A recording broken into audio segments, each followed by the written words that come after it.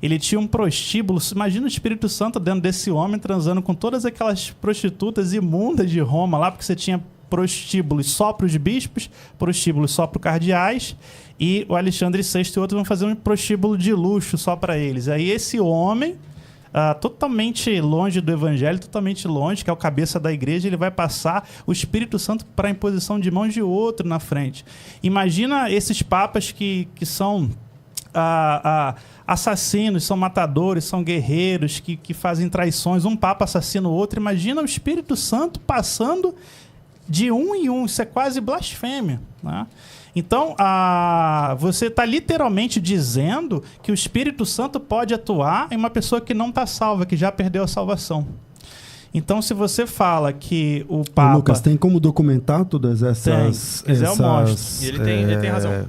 Ele tem razão que nos fatos que ele está dizendo. O Papa era um perdulário, LGTV era um 4K. prostituto, era tudo isso? É o LGTV 4K, para a gente não ser... Isso aí é histórico. Aí depois a gente pode debater se isso tira a autoridade. Então você confirma que isso é fato. De acordo com a... Quando Jesus, ele... E aí talvez seja uma questão mais bíblica, teológica. Quando Jesus elege os 12 apóstolos, esses 12 apóstolos são os sucessores, os representantes de cada tribo de Israel. Então o que Jesus está fazendo é cumprir todas as profecias messiânicas, que todas as tribos de Israel seriam alcançadas por Cristo, alcançadas pela salvação, alcançadas pelo novo reino. Tá? Só que quando a gente vê o Novo Testamento, a gente vê que tem um cargo que também é utilizado o nome de apóstolo. E aí Apolo é chamado de apóstolo, Priscila é chamada de apóstolo, Áquila é chamada de apóstolo, o próprio Paulo se intitula apóstolo sem ter recebido imposição da mão de ninguém. E esses homens, eles que não receberam imposição da mão de nenhum dos 12, ou melhor, de nenhum dos 11, esses estão levando o evangelho. Então, essa sucessão apostólica, ela é uma doutrina que no século III foi muito importante para combater o gnosticismo, para combater inclusive o judeu-cristianismo, porque os cristãos de Jerusalém continuavam a existir, dizendo inclusive que o verdadeiro apóstolo não é Pedro, é Tiago. Então a tradição jerusalemita carregou isso até o século IV, que na verdade o cabeça não era Pedro, era Tiago. Inclusive João Crisóstomo fala isso, né? Que Pedro não é a rocha sobre a qual a igreja é edificada, né? A rocha é a verdade, que Pedro abandonou dessa verdade, e Tiago agora... depois essa tradição vai sendo dissipada, porque não casa. Então, a tradição apostólica, que é dita passada de apóstolo e pastor, isso aí é real, isso nunca aconteceu. Você tem realmente pessoas comuns, pregadores, chamados missionários, apóstolos, que vão pregando o evangelho pelo mundo inteiro. E depois, com a construção histórica, o desenvolvimento do cristianismo, quando chegar no século IV, pós-concílio de Nicéia, o que vai acontecer? Todas as igrejas que estiverem dentro do Império Romano vão ter que se submeter a um bispo. E esse bispo já vai ter criado uma própria sucessão apostólica. Essa sucessão apostólica que a Igreja Católica tem hoje, que remonta Papa Leão XIV ao Papa a Pedro, que nunca foi Papa, nunca foi bispo, ele era presbítero, né? Nunca foi líder da Igreja de Roma. Pedro circulou mais ali na Ásia. Você tem mais de 35 antipapas, né?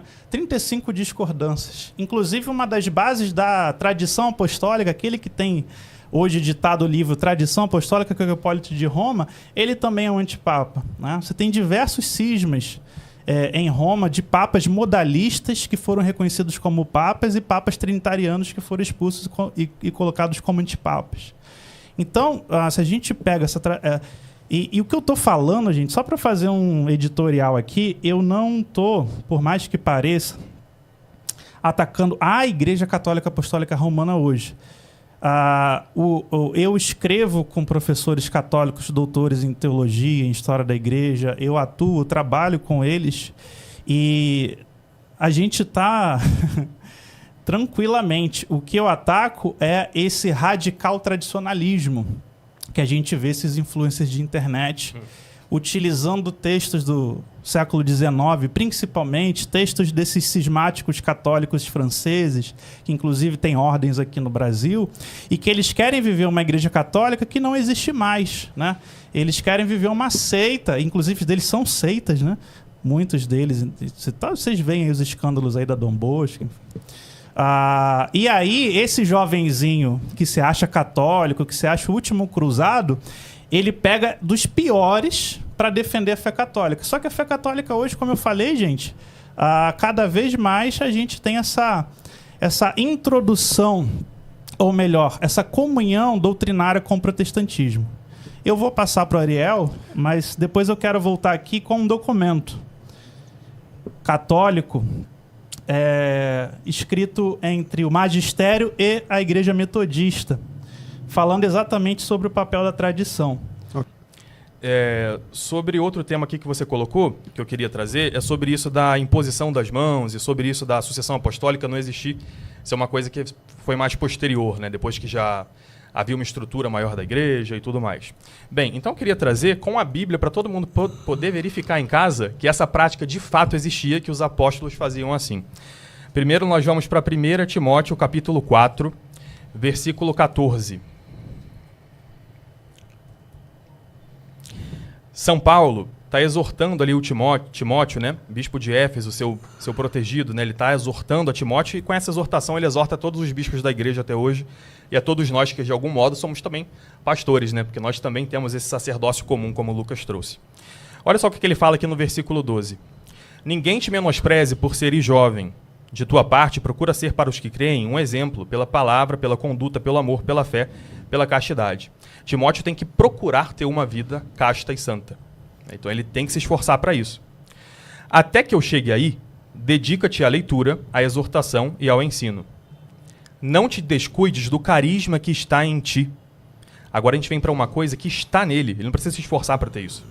O carisma que está em ti, que te foi dado mediante uma profecia acompanhada da imposição das mãos do presbitério. O presbitério e São Paulo impõem as mãos sobre ele para que ele seja bispo. Como é que você sabe que é São Paulo? Não está escrito isso aqui. Diz que foi a Assembleia. Bem, vamos então para a segunda carta a Timóteo, capítulo 1, versículo 6. Olha o que São Paulo diz para Timóteo. Por isso, quero exortar-te a reavivar o dom que Deus te concedeu pela imposição das minhas mãos. O dom que Timóteo tem não vem do seu esforço para ter uma vida moral santa. Infelizmente, na história da igreja, temos tantos sacerdotes, tantos bispos, tantos papas, que quando a gente olha de fora, a gente não sabe o que passa no coração humano. Não vamos julgar como 1 Coríntios 4 ensina a gente, né? Uhum.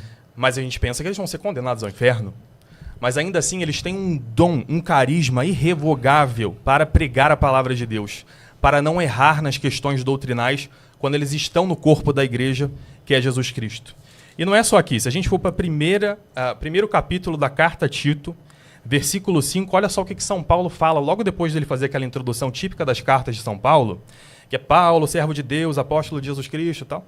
Olha o que ele diz no versículo 5. Eu te deixei em Creta para organizares o que ainda falta e construíres presbíteros em cada cidade, conforme as instruções que te dei.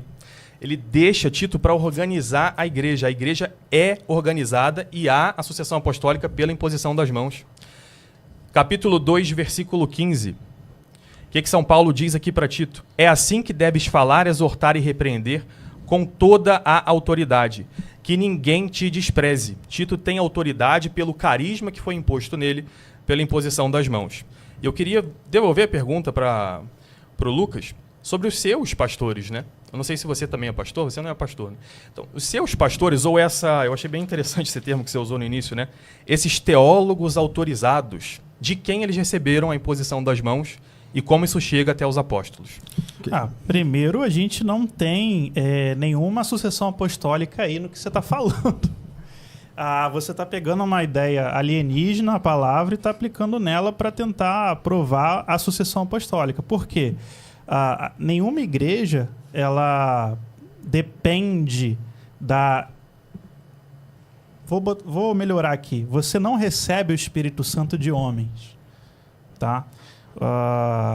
O dom aqui que é designado para Tito, o dom aqui que é designado para Timóteo, o dom aqui que é designado para esses, eles vêm de presbíteros que não têm sucessão apostólica neles, no sentido de vierem de algum dos 12. Né? Nem Paulo ele se designa como sucessor de Pedro, de qualquer um. Isso tudo vai sendo criado, vai sendo construído pela Igreja Católica ao longo dos tempos.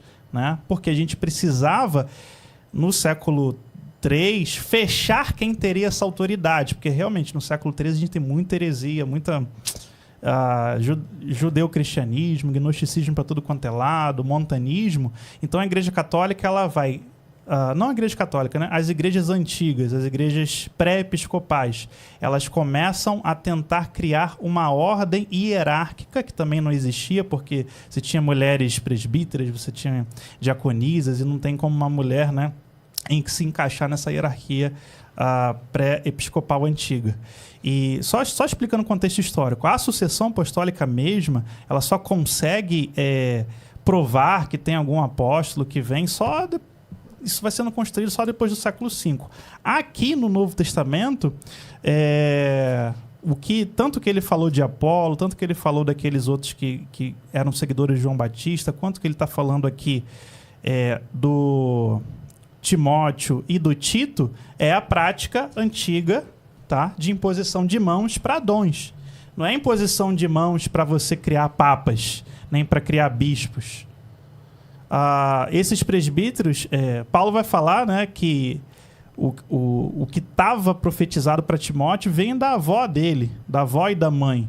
Ou seja, essa autoridade espiritual quem dá não são os apóstolos, não são os presbíteros, é o Espírito Santo que escolhe. Se a gente quiser trabalhar aqui, eu posso citar muitos textos do Novo Testamento que fala dessa autoridade do Espírito Santo e não de um bispo ou de um apóstolo. Porque, assim, os versículos no Novo Testamento, eles falam de democracia, de tomar posições em comum, de votar. A própria palavra eclésia significa, né, uma assembleia democrática. E é o Espírito Santo que distribui dons. Tá? O Espírito Santo ele não coloca um dom especial, igual você está falando, de papado sobre Timóteo, ou de papado sobre Tito, ou de papado sobre Paulo. De maneira nenhuma. Todas as igrejas você vai ter a pessoa que é o diácono, que é o presbítero, que é o apóstolo, que é o profeta, que é o evangelista, que é o mestre. Você tem diversidade de dons. E o que acontece? Os cristãos eles se reuniam com seus presbíteros, eles oravam, eles impunham as mãos sobre as pessoas e o Espírito Santo escolhia em qual pessoa ia vamos botar assim, ganhar um dom específico. Então o que Paulo está falando lembra que quando os presbíteros oraram, você foi designado para ser um episcopo. Lembra que quando sua avó e sua mãe profetizavam, você foi separado para o ministério no ventre da sua mãe. Isso é quase uma predestinação, né? Lembra que a igreja, né, ela decide as suas questões, mas quem ordena é o Espírito Santo.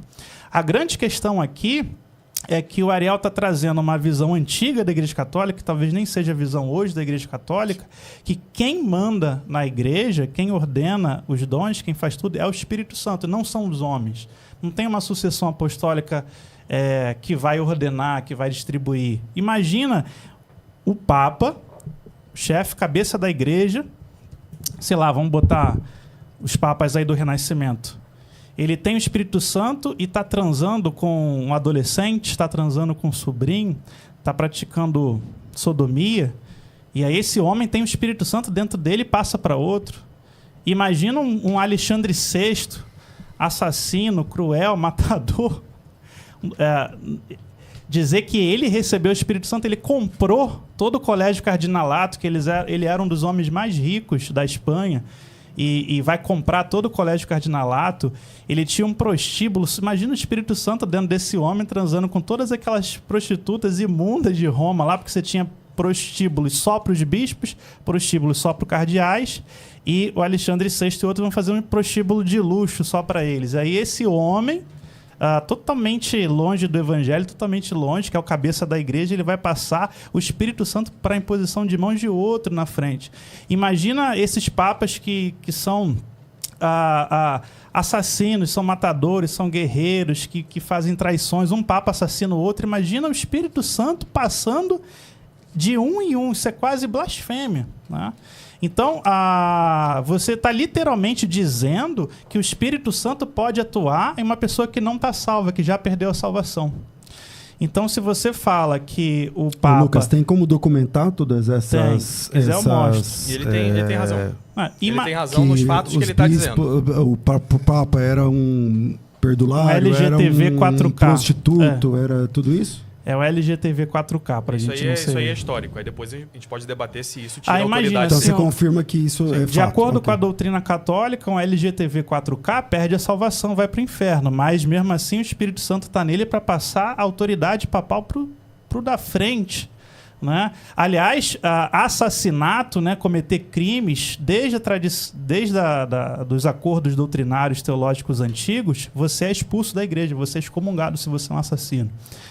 Isso está em Cipriano, isso está em Novaciano, isso está nos debates de Tertuliano, isso tá... E esses homens que perderam a salvação, que não são salvos e são cabeça da igreja, estão com o Espírito Santo dentro deles, passando para outros, porque tudo bem, era necessário que eles se arrependessem dos seus pecados, serem ordenados novamente para o ministério, se é que há perdão para esse tipo de crime que eles cometem na Igreja Católica no século XII, XIII, XIV, XV, XVI. Né?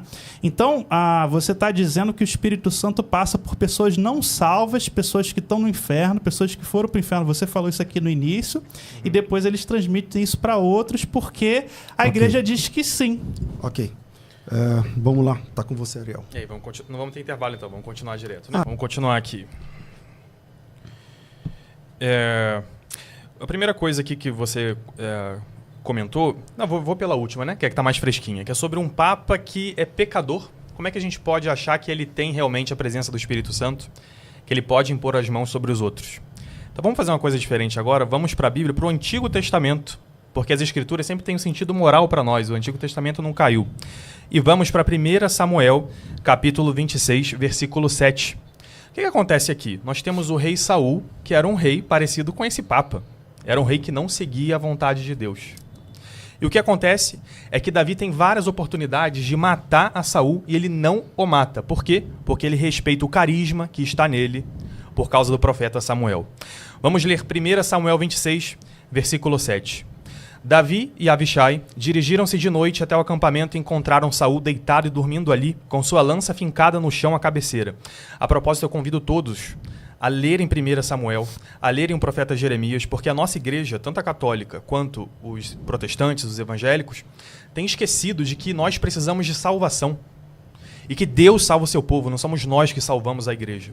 Então, 1 Samuel e o livro do profeta Jeremias. Mas vamos continuar lendo. Quem está se xingando na internet está longe da salvação. Vamos ler aqui, ó. Abishai disse a Davi: Deus entregou hoje em tuas mãos o teu inimigo. Posso cravá-lo em terra com uma só lançada sem precisar repetir. Mas Davi respondeu a Abishai: Não o mates, porque quem poderia estender a mão contra o ungido do Senhor e ficar impune? E acrescentou: Pela vida do Senhor, só o Senhor deve feri-lo. Ele morrerá quando chegar a hora, ou tombará quando for a batalha. Mas o Senhor me livre de estender a mão contra o seu ungido. Sim, a unção de Deus pode estar em alguém que é pecador. E nós, como nosso santo rei Davi, temos que respeitar essa graça que ele tem pela imposição das mãos. E eu vou unir a outra coisa que você trouxe aqui, que é sobre Timóteo ter essa autoridade por causa da mãe e da avó. Não está escrito isso na Bíblia. O que está escrito aqui em 2 Timóteo, capítulo 1, versículo 5 é: Recordo-me também da fé sincera que há em ti, fé que habitou primeiro em tua avó Lóide, e em tua mãe Eunice, e que certamente habita também em ti. Ele poderia não ter essa fé, não é dela que está vindo essa fé. Claro que ele repetiu o ensinamento que ele recebeu da família.